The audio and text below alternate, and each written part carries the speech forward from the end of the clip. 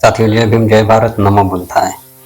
साथियों, भीम ज्योति को पुनः जगाने वाले और देश के दलितों, वंचितों और अल्पसंख्यक तथा पिछड़े वर्ग में स्वाभिमान और सत्ता की भूख जगाने वाले मान्यवर कांशीराम किसी परिचय के मोहताज नहीं। साथियों, उनका जन्म दिन 15 मार्च 1938 को हुआ था। पंजाब का रोपड़ जिला, जो सिंधु सभ्यता का एक महत्वपूर्ण केंद्र रहा है। उनके गांव पृथ्वीपुर मुंगा साहब कांशीराम जी की जन्मभूमि रही है।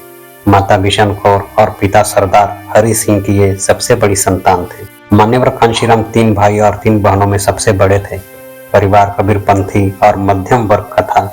जैसा कि भारतीय समाज की परंपरा के बाद बड़ा बेटा ही घर का मुखिया होता है और सारी जिम्मेदारियां उसी के ऊपर होती है। दिलचस्प बात यह है कि कांशीराम ने अपने परिवार को क्यों छोड़ा और किसके लिए छोड़ा। समझदार लोग तो समझ ही गए होंगे, जो नहीं समझते हैं उनको भी समझ में आ जाएगा, बशर्ते कि पूरा लेख अंत तक पढ़े और औरों को भी फॉरवर्ड कर सोए हुए समाज को जगाने में सहायक बने।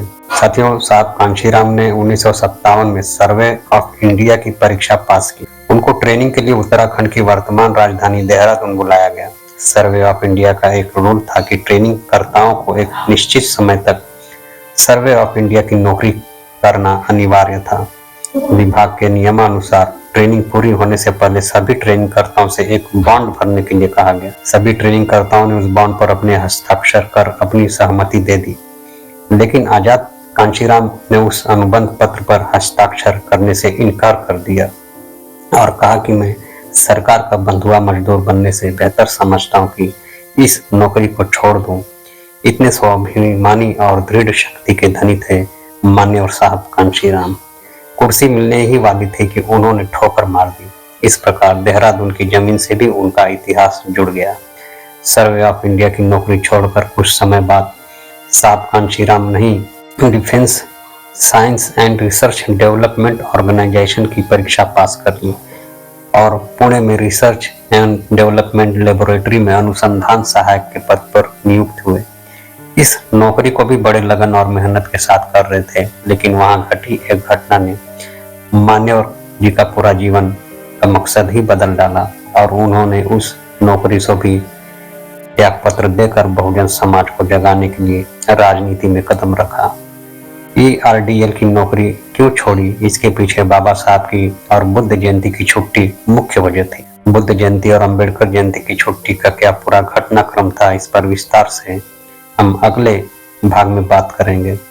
और साथियों, कांशीराम जी के साथ मुख्य किरदार दीना भाना का भी हम उल्लेख करेंगे। आज हम जानते हैं बहुजन नायक मान्यवर कांशीराम साहब ने कौन सी कठोर प्रतिज्ञा लेकर घर को छोड़ दिया था और क्यों छोड़ा था। साथियों, उन्होंने 7 प्रतिज्ञा ली, जो इस प्रकार है। पहला, आज के बाद मैं कभी घर नहीं जाऊंगा, मेरा अपना कोई घर नहीं होगा। देश भर के 85 बहुजन, गरीब, दलित, पिछड़े, अल्पसंख्यकों का घर ही मेरा घर होगा। दूसरा, आज से मैं सभी रिश्ते नातों से मुक्त होता हूँ। मैं अपने किसी भी रिश्तेदार से कोई भी रिश्तेदारी नहीं निभाऊंगा, क्योंकि अब तमाम दलित वर्ग मेरा रिश्तेदार है। तीसरा, मैं आजीवन अविवाहित रहूंगा। मैं अपने जीवन को अपने परिवार तक ही नहीं बल्कि पूरे समाज के लिए आज से समर्पित कर रहा हूँ, क्योंकि शादी के जंजाल में फंसने के बाद मैं अपने समाज के लिए कुछ नहीं कर पाऊंगा। चौथा, मैं आज के बाद किसी भी सामाजिक समारोहों, जन्मोत्सव, विवाह उत्सव तथा मृत्यु वगैरह में शामिल नहीं होऊंगा। पांचवा, मैं आज के बाद कोई भी पारिवारिक दायित्व नहीं निभाऊंगा, क्योंकि मेरे ऊपर अब पूरे समाज का दायित्व आन पड़ा है। मैंने अपनी नौकरी छोड़ दी है। तथा छठा, आज के बाद मैं कोई अन्य नौकरी नहीं करूंगा। सातवां, जब तक बाबा साहेब डॉक्टर अंबेडकर का देखा हुआ सपना साकार नहीं हो जाता, तब तक मैं कभी चैन से नहीं बैठूंगा।